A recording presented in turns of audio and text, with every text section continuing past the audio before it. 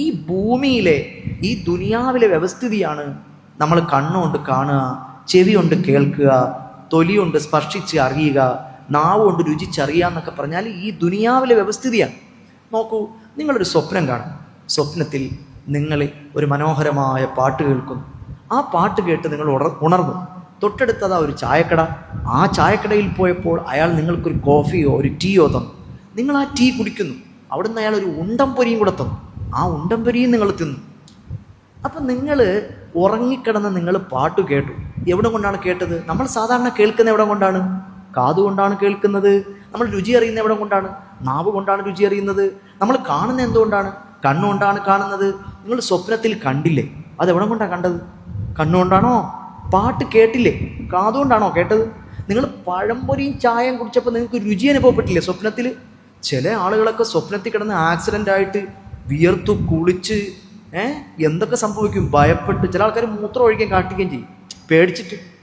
സംഗതി ഉണർന്ന് നോക്കുമ്പോൾ ആക്സിഡൻറ്റും ആയിട്ടില്ല, ഒന്നുമില്ല, വീട്ടിൽ ഏസിക്കകത്ത് സുഖമായിട്ട് കിടന്നുറങ്ങും. അപ്പോൾ ഇതൊക്കെ അയാൾ അനുഭവിച്ചു. അയാൾ എങ്ങനെ അനുഭവിച്ചത്? അയാൾ കണ്ണുകൊണ്ട് കണ്ടയാണോ? കാതുകൊണ്ട് കേട്ടയാണോ? അല്ലല്ലല്ല. അപ്പം ഈ ലോകത്ത് അള്ളാഹു വെച്ച വ്യവസ്ഥിതിയാണ് കണ്ണുകൊണ്ട് കാണുക, കാതുകൊണ്ട് കേൾക്കുക, നാവ് കൊണ്ട് രുചിക്കുക എന്നൊക്കെ പറയുന്നു.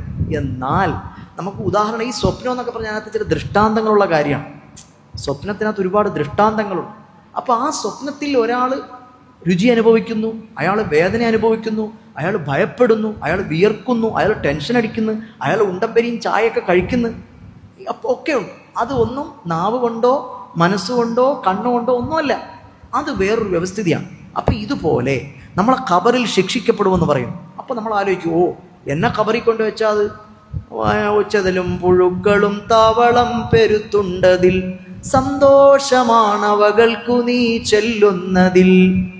ചെതലും പുഴുക്കളും പാമ്പും ഒക്കെ ഉള്ള ഖബറിലേക്ക് കൊണ്ടുവച്ചാൽ നമ്മളെല്ലാം ഇങ്ങനെ തിന്ന് തീർക്കും. പിന്നെ അവിടെ ആരടുത്താണ് ചോദിക്കുക? മലക്കുകൾ വന്ന് മൻ റബ്ബുക വമൻ നബിയുക വമാ ദീനുക എന്നൊക്കെ ചോദിക്കുന്ന ആരടുത്താണ് എന്ന് നമ്മളെ യുക്തി, നമ്മുടെ ബുദ്ധി, അത് നമ്മളെന്ത് മനസ്സിലാക്കി? നമ്മുടെ ഈ ശരീരത്തിന് നുള്ളുമ്പോഴേ നോവുള്ളൂ നമ്മൾ മനസ്സിലാക്കി. അള്ളാഹുവിന് നമ്മളെ ശിക്ഷിക്കാൻ എന്ത് വേണോ? നമ്മളെ ഈ ശരീരം വേണോ? അള്ളാഹ്ക്ക് വേണ്ട.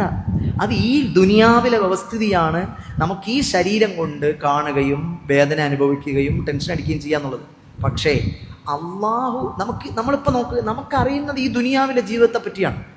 ആലമുൽ അർവാഹിൽ വെച്ച് നമ്മൾ എഴുന്നേറ്റിട്ടുണ്ട്. അന്ന് ചോദിച്ചു, അലസ്തു ബി റബ്ബിക്കും, ഞാൻ നിങ്ങളുടെ റബ്ബല്ലയോ? അപ്പൊ കുറെ ആളുകൾ പറഞ്ഞു ബല, അതെ എന്ന് പറഞ്ഞു കുറെ ആളുകൾ.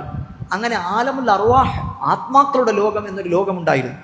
അതൊക്കെ നമുക്ക് പറഞ്ഞാൽ പെട്ടെന്ന് മനസ്സിലാവണ ഗ്രഹിക്കാൻ പറ്റുന്ന കാര്യങ്ങളല്ല.